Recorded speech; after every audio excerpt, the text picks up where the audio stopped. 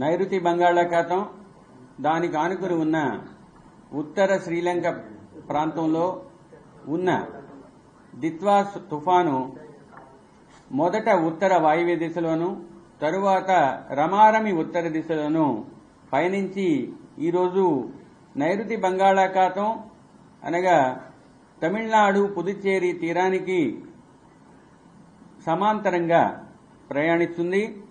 ఇది ప్రస్తుతానికి తమిళనాడులోని కడలూరుకు 100 కిలోమీటర్ల దూరంలోను, కరైకల్కు 100 కిలోమీటర్ల దూరంలోను, పుదుచ్చేరికి 110 కిలోమీటర్ల దూరంలోను, చెన్నైకు 180 కిలోమీటర్ల దూరంలోను, వేదారణ్యానికి 140 కిలోమీటర్ల దూరంలోను కొనసాగుతుంది. సముద్రంలో ఉన్న ఈ తుఫాను కోస్తా తీరం, తమిళనాడు కోస్తా తీరానికి కనిష్ట దూరం అంటే తుఫాను యొక్క కేంద్రం నుంచి తీర ప్రాంతానికి ఇంచుమించు 70 కిలోమీటర్లు ఉన్నది. రాబోయే 24 గంటల్లో ఇంచుమించు ఉత్తర దిశలో పయనించి ఉత్తర తమిళనాడు పుదుచ్చేరి తీరాలకు దగ్గరలో చేరే అవకాశం ఉంది. ఈ ఉత్తర మార్గంలో ప్రయాణించే సమయంలో తుఫాను యొక్క కేంద్రం తీర ప్రాంతానికి ఈరోజు సాయంత్రానికి 60 కిలోమీటర్ల దూరంలోనూ రాత్రికి 30 కిలోమీటర్ల దూరంలోనూ ఉండే అవకాశం ఉంది. ఈ వ్యవస్థను నిరంతరం Doppler weather radar Chennai Karaikal రాడార్లు పర్యవేక్షిస్తున్నాయి. కాబట్టి దీని యొక్క గతి గమనాన్ని నిరంతరం పరిశీలించడం జరుగుతుంది. ఈ తుఫాను వ్యవస్థ వల్ల ఉత్తర కోస్తా జిల్లాల్లో ఈరోజు కొన్ని చోట్ల, రేపు పలు చోట్ల, ఎల్లుండి కొన్ని చోట్ల వర్షాలు పడే అవకాశం ఉంది.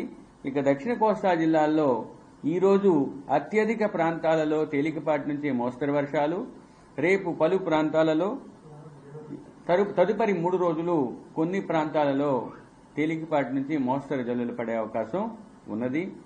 ఇక అత్యధికంగా మొదటి రోజైన ఈరోజు రాయలసీమ మరియు దక్షిణ కోస్తా ఆంధ్రప్రదేశ్లోని జిల్లాలైన నెల్లూరు, ప్రకాశంలో 1-2 చోట్ల అత్యంత భారీ వర్షపాతం పడే అవకాశం ఉన్నందువల్ల ఆ జిల్లాలకు రెడ్ అలర్ట్ ఇవ్వడం జరిగింది. ఇక చిత్తూరు, శ్రీ సత్యసాయి, నంద్యాల, పల్నాడు, గుంటూరు, కృష్ణా, పశ్చిమ గోదావరి, కోనసీమల్లో భారీ వర్షానికి ఆస్కారం ఉన్నందువల్ల ఆ జిల్లాలకు ఎల్లో అలర్ట్ ఇచ్చాము. తిరుపతి, అన్నమయ్య, వైఎస్ఆర్, కడప, బాపట్లలో భారీ నుంచి అతి భారీ వర్షం పడే అవకాశం ఉన్నందువల్ల ఆ జిల్లాలకు ఆరెంజ్ అలర్ట్ ఇవ్వటం జరిగింది. ఇక రెండవ రోజైన రేపు చిత్తూరు, తిరుపతి, అన్నమయ్య, వైఎస్ఆర్, కడప, నెల్లూరు, ప్రకాశం, బాపట్ల, పల్నాడు, గుంటూరు, కృష్ణా, పశ్చిమ గోదావరి, కోనసీమ జిల్లాల్లోని 1-2 చోట్ల భారీ వర్షానికి అవకాశం ఉంది. కాబట్టి ఆ జిల్లాలకు ఎల్లో అలర్ట్ ఇవ్వటం జరిగింది. ఇక ఉరుములు మెరుపులు కొనసాగే అవకాశం ఉత్తర దక్షిణ కోస్తా జిల్లాల్లో ఉన్నాయి. ఈరోజు దక్షిణ కోస్తా తీరం వెంబడి తీరం అవల 55 నుంచి 65, గరిష్టంగా 75 కిలోమీటర్ల వేగంతో ఈదురుగాలులు వీస్తున్నాయి. ఇవి క్రమేపీ తగ్గి రేపు ఉదయానికి 45 నుంచి 55, గరిష్టంగా 65 కిలోమీటర్ల వేగానికి చేరుకునే అవకాశం ఉంది. కాబట్టి మత్స్యకారులు ఈరోజు రేపు ముఖ్యంగా దక్షిణ కోస్తా తీర ప్రాంతం వెంబడి ఉన్న సముద్రంలోనూ మరియు దానికి ఆనుకుని ఉన్న ఉత్తర కోస్తా తీరానికి దగ్గరలోనూ వేటకు వెళ్లవద్దని హెచ్చరికలు జారీ చేయటం జరిగింది. ఎందుకంటే ఉత్తర కోస్తాలో కూడా 35 నుంచి 45, గరిష్టంగా 55 కిలోమీటర్ల వేగంతో ఈదురుగాలు వీచే అవకాశం ఉంది. ఇక ఆంధ్ర రాష్ట్ర కోస్తా తీరంలో ఉన్న ఓడరేవుల్లో ముఖ్యంగా దక్షిణ కోస్తా తీర వెంబడి ఉన్న ఓడరేవులైన మచిలీపట్నం, నిజాంపట్నం ఓడరేవు, కృష్ణపట్నం ఓడరేవుల్లో 3వ నంబర్ ప్రమాద హెచ్చరిక ఎగురవేయడం జరిగింది.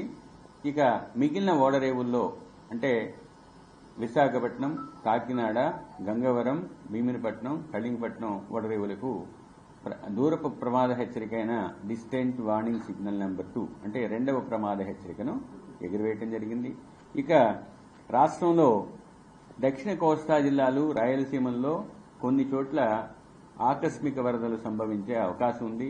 ముఖ్యంగా ప్రకాశం, నెల్లూరు, తిరుపతి, చిత్తూరు, అన్నమయ్య మరియు వైఎస్ఆర్ కడపలో ఈ సంభావ్యత ఎక్కువగా ఉంది.